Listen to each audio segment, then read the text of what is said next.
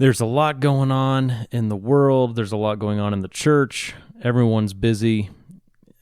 But I hope in all of this, you're not losing sight of what is most important. I hope you're spending time with the Lord. I hope you're spending time with your family. I hope you're taking time to just be quiet and meditate on the words of God and to pray to Him and to not get caught up in the cycle of craziness. And speaking of craziness, we actually had craziness enter our home recently. Many of you know, if you're regular listeners, that my wife and I have been waiting to adopt for quite some time.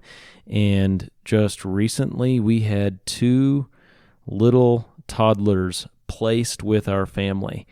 And the finalization process for adoption is that the children get placed with you, and then after about 6 months, you'll end up going to see a judge with an attorney and all that stuff to finalize everything. So we're in that 6-month period right now, but that has made our lives very exciting, very energetic. We have added them to the children already in our home, so we are just hustling, bustling, loud, moving around, crazy house. But it's a blessing because children are a blessing from the Lord, aren't they? And we're so thankful. So thank you for those who have prayed with us for that. Thank you to those who have just cared and been interested. There's your update, and I'm glad to be able to deliver that update to you today. And I'm also glad to be able to read to you an article that I wrote back in April, actually, titled 5 Marks of Harmful Megachurch Culture. This article ended up being shared on Challies.com because apparently it, hits an important point. So I hope that you do find this helpful. If you want to join the discussion, you can check it out on my website at jeremyhoward.net, and you can check out the comments that are already there and give your input. But without any further ado, here we go. 5 Marks of Harmful Megachurch Culture. Introduction. Megachurches are a modern phenomenon. More specifically, they're a modern American phenomenon. An article from the University of Washington written nearly a decade ago sums up both the definition of a megachurch and just how effective they have been. I quote, "Megachurches, or churches with 2,000 or more congregants, have grown in number, size, and popularity in recent years, coming to virtually dominate the American religious landscape. More than half of all American churchgoers now attend the largest 10% of churches. Megachurch services feature a come-as-you-are atmosphere, rock music, and what James Wellman calls a multi-sensory melange of visuals and other elements to stimulate the senses, as well as small group participation and a shared focus on the message from a charismatic pastor. The researchers hypothesize that such rituals are successful in imparting emotional energy in the megachurch setting, quote, creating membership feelings and symbols charged with emotional significance and a heightened sense of spirituality, end quote. Although that is a great summary, there's much more to examine when it comes to megachurches. A church culture that has been influenced by this movement often features some harmful elements. These marks can actually be a hindrance to the Christian priorities of gospel proclamation, theological clarity, and biblical admonishment and encouragement. To be sure, much of the harmful megachurch culture that people experience stems from an unbiblical theology and philosophy, which can vary greatly. An examination of those things is best done on a case-by-case basis. This article is about the culture itself, which seems to be very similar across a variety of churches. It should be noted from the outset that not every megachurch has a harmful megachurch culture, and not every church with a harmful megachurch culture is, in fact, a megachurch. Some congregations have the attendance numbers to qualify as a megachurch, but they have managed to maintain a culture that represents historic Christianity and reflects biblical priorities. Then there are other churches that don't have 2,000 or more congregants, yet seek to implement some of the harmful elements of more influential bigger churches as a means of relevance and growth. It should also be noted that although the 5 marks listed below show up in nearly every context of the megachurch culture, music is where this is all most obvious. After reading through this article, go find a recording of a megachurch's service on YouTube and listen to their singing time to see if you can spot all 5 elements. And I have linked in the article here an example to get you started on that. Mark number 1, self-focus. Harmful megachurch culture hurts people by encouraging them to continue thinking about themselves. In the flesh, people are already thinking about themselves. They don't need to be taught how to do so. This is why God gives this command to Christians who are called to reject the flesh and to walk by the Spirit. Quote, "Do nothing from selfishness or empty conceit, but with humility of mind regard one another as more important than yourselves. Do not merely look out for your own personal interests, but also for the interests of others." Philippians 2, 3 and 4. Harmful megachurch culture does not call self-proclaimed Christians to primarily focus on the needs of others with humility. Instead, people are led to consider life very individualistically, appraising their own situation and needs as most important. The most pressing matter is always the personal struggle, not the needs of others. This way of living is of the old self, not of the new nature that Christ gives. When considering the difficult personal circumstances all people go through, the Christian is to look to God, who is in absolute control over his or her circumstances. This is a great encouragement for God's people because the Lord is both sovereign and good. As I've stated before, if he only had one of those attributes, life would be quite depressing. However, God is both sovereign and good. Therefore, we shall rejoice. Harmful megachurch culture doesn't teach such a concept, though. The people are not told to abide in Christ, looking to him as they endure what he has sovereignly brought about. Rather, they are so often led to look at themselves more and more and view God as the one who is waiting on them to initiate a way of escape from that which bothers them. The individualistic approach to Christian living is absolutely damaging to those who hear such teaching. Their eyes are taken off the sovereign God and his people, the 2 priorities for the Christian as reflected in Jesus' answer regarding the Great Commandment, and their focus is placed on themselves, being consumed by their own worries. See also all of the first-person pronouns in the megachurch culture praise music lyrics. Mark number 2, empty positivity. Much of the instruction spewing out of harmful megachurch cultures is akin to vague self-improvement books rather than clear biblical instruction.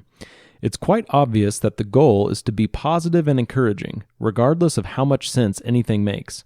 This precedent is so dangerous. Not all of life is positive. In fact, much of life is disappointing, frustrating, tiresome, or depressing. But the lie of the prosperity gospel, which much of the harmful megachurch culture is based on, is that a person's life can be full of positivity and happiness despite the inescapable effects of sin in the world.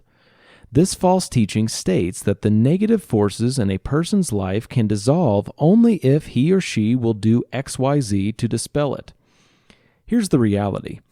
Creating a life full of positivity is impossible, and any instructions given to help a person achieve it are made up and foolish.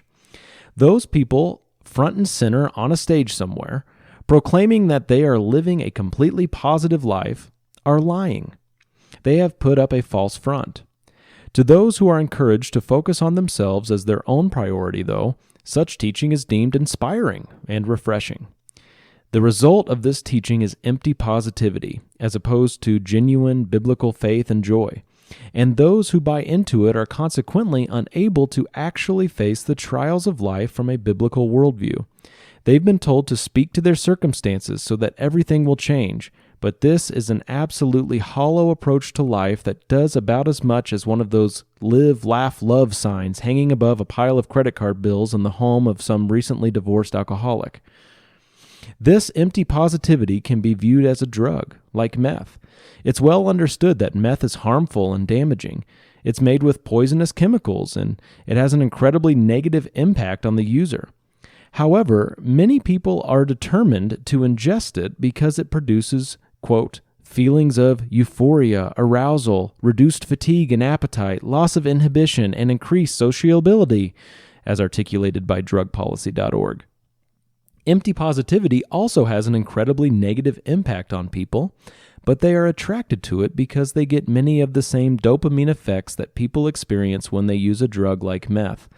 They'll often leave church services on a Sunday, go out into the real world, and experience the emptiness of this teaching, just like when a person comes down from a high. But in the same way, a drug addict must return to the harmful substance to get up again. The people who shoot up empty positivity must return the next Sunday to get a hit of the stuff that kills them. Harmful indeed. Mark number 3. Vassal Jesus. One of the most ubiquitous and terrifying features of harmful megachurch culture is their use of Jesus. The phrasing here is quite intentional. Yes, their use of Jesus. Back to that in a moment. There's an air to harmful megachurch culture that smells of dualism, which teaches that good and evil are two equally eternal forces that war against each other. This heresy should be emphatically rejected on the basis of the unique sovereignty and the one and only transcendent God of the universe. But far too many self-proclaimed Christians think in its terms. As the people who are submerged in this harmful culture approach life with a dualistic outlook, Jesus is considered not as the sovereign God who does whatever he pleases, but rather as a helper who will step in to fight the bad things in your life when somebody invites him to do so by invoking his name. Entire sermons are based on this thinking.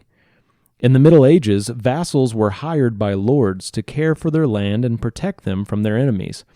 Vassals had more dignity and value than the peasants, but they didn't have as much control as the lords. They fought on behalf of the lords when they were beckoned and were given some sort of wage. In harmful megachurch culture, where people are instructed to focus on themselves, so often it is assumed that the individual Christian owns what he or she has in life and fights battles all alone, unless that person chooses to give it over to Jesus. At that point, Jesus will enter the scene as a vassal hired by the Lord for some specific service. A proper biblical perspective sees Jesus as king, the owner of all things. Human beings are stewards of what rightfully belongs to him. He is not waiting on standby for people to feel the need for him. Rather, the Lord is actively working in all things, bringing about his perfect will. He is not seeking to be used by his people based on their independent prerogative. Instead, he has called his people to worship him in and through every area of life as humble stewards of his gifts and grace. He is not the vassal. He alone is Lord, and all men are to approach him as his servants. Mark number 4. Christians Anonymous. In his recently published book on corporate worship, Matt Merker states that Christian worship should not be anonymous. This is a very pertinent point. He writes, "If we are God's temple, then a Christian service is, by definition, a communal affair. Unlike going to a movie where you try not to notice who is sitting next to you, at church we warmly greet one another because we share the same spirit. We hear the voices of brothers and sisters we know by name as songs, prayers, and scriptures reverberate around us. Rather than slipping out of our seats to leave during the final song, we stick around for fellowship." This instruction Merker gives is right and good.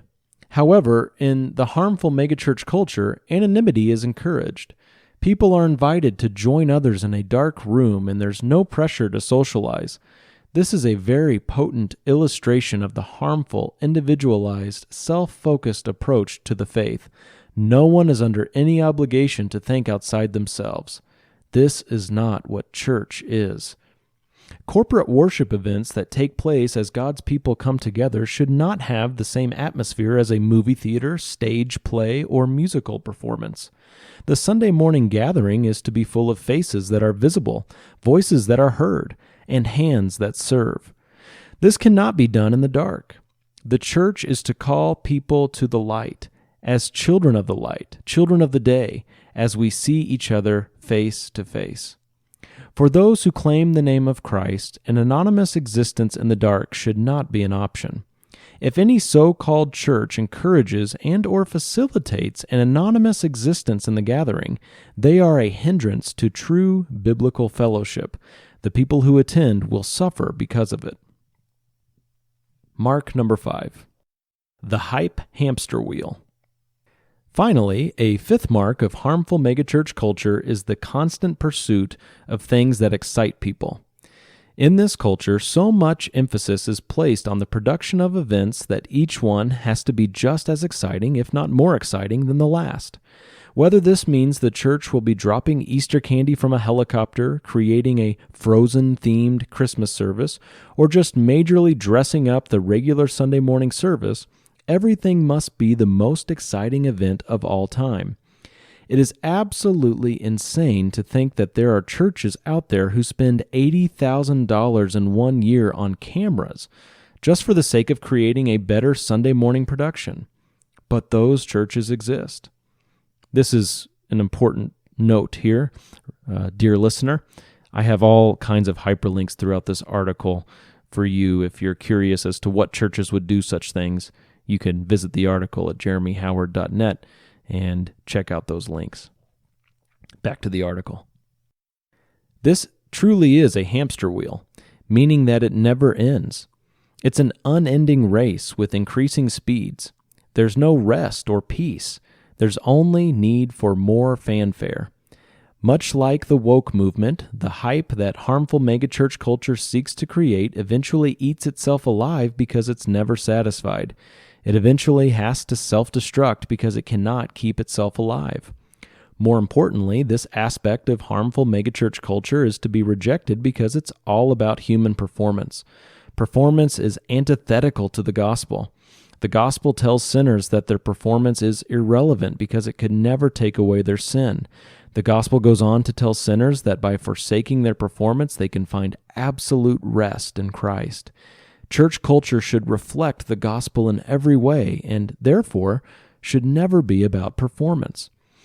This is not to say that churches should forsake their stewardship responsibilities or reject striving for quality. As far as it depends on them, local churches should come together to do what they've been called to do with a desire for excellence. But they have not been called to perform or create environments of loud, energetic ballyhoo. Additionally, it's been said, quote, "What you win them with, you win them to." Meaning that if a person joins a church based on the excitement generated by their performance, that person will likely only remain in the church so long as things remain interesting enough. However, if a person is won by the simple message of the gospel, declaring the wondrous person and work of Jesus Christ, there will be peace and rest imparted to that soul which no man can take away. I hope these thoughts have been helpful in thinking through harmful megachurch culture and why it's important that these traits are avoided. May we serve God humbly, in wisdom, for His honor and glory alone.